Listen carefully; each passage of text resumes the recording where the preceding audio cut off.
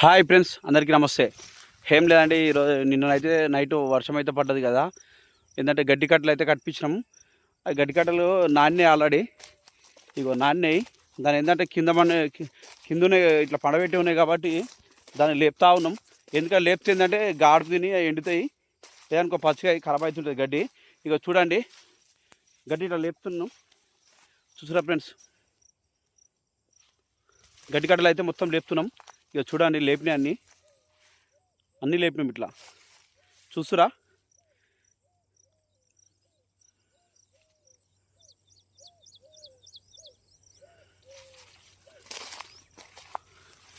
ఓకేనా ఫ్రెండ్స్, గడ్డి కట్టలు అయితే లేవాడుతూ ఉన్నాం.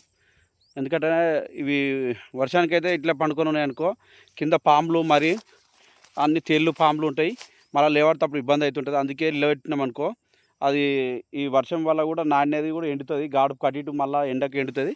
దానివల్ల అయితే లేవాడుతూ ఉన్నాం. ఓకేనా ఫ్రెండ్స్, బాయ్.